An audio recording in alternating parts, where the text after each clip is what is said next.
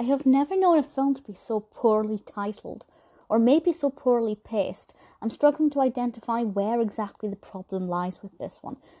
And it's such a shame because I kind of enjoyed this film, and had I not heard what the title was or read what it was about, I wouldn't have been fazed by it. But, and I'm going to, well, it's kind of a spoiler, but the way the film is marketed, the title of it, the descriptions, that is all a giant spoiler.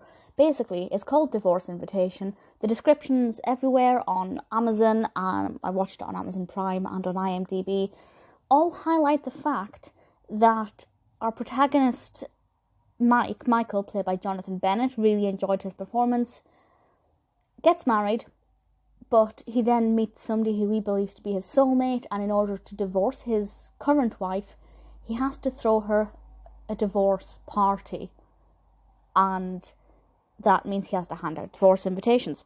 This happens 15 minutes before the end. He doesn't, he signs this prenup maybe halfway through the film. They don't even get married until about halfway through. The first half of the film is him converting his religion. His fiancée, Dylan, played by Jamie-Lynn Sigler, again, brilliant performance. Her family are devout Jews. He decides to convert in order to be accepted into her family.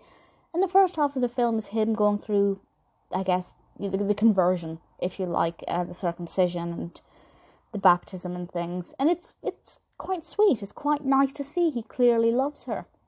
And then they get married at about halfway through. And then, as I said, about 15 minutes towards the end. It's quite a long film as well. It's nearly 2 hours. So just as the film is about to finish, he realises that the prenup he signed included this clause that if he wants to divorce her, he has to throw a divorce party. And I'm very confused as to why the entire film is being marketed on this concept that this is what the film is about. It's baked right there into the title, but the protagonist himself isn't even aware of this concept until very near the end, probably the last maybe 10% of the film. So I feel like, although I enjoyed it, I was constantly sitting going, well, they're not even married yet. We're an hour into it or something, maybe just under that. They're not even married. Never mind approaching the subject of throwing a divorce party. So I was really, really annoyed by that. Because I feel like I can't work out if the marketing is terrible or the pacing is terrible or both. But the film itself is not terrible. I quite enjoyed it.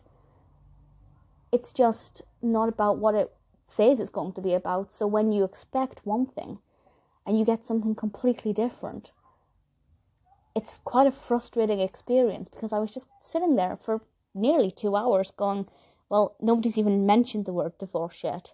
So I feel like whoever is in charge of titling it and marketing it needs to take a class in that because it's a very, very, very poor job. The worst I have ever seen.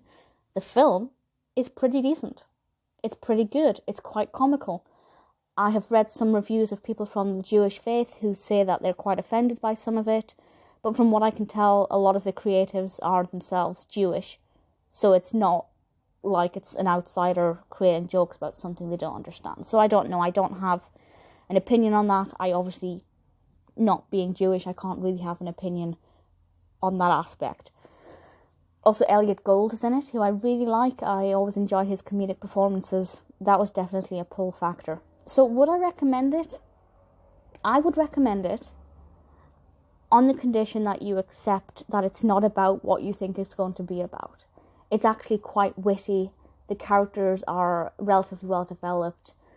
There are some things about the plot itself that I thought were not very well done and a bit unnecessary. But ultimately, had I gone into this, had it just been on TV and I just caught the beginning of it without knowing the title of it or what to expect, yeah, it would have been pretty alright.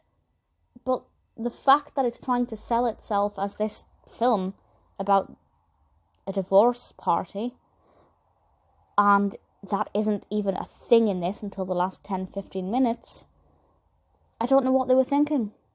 Do they think that it's all about that and they just didn't understand how to pace the film? I don't think so. I hardly doubt that. So I think they maybe need to rethink a lot of that. But ultimately, I enjoyed it. I just wish I didn't know what it was about beforehand. Do I recommend it?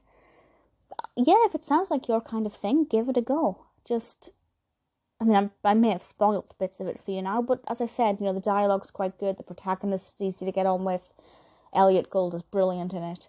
So it's alright, it's decent. But I feel misled.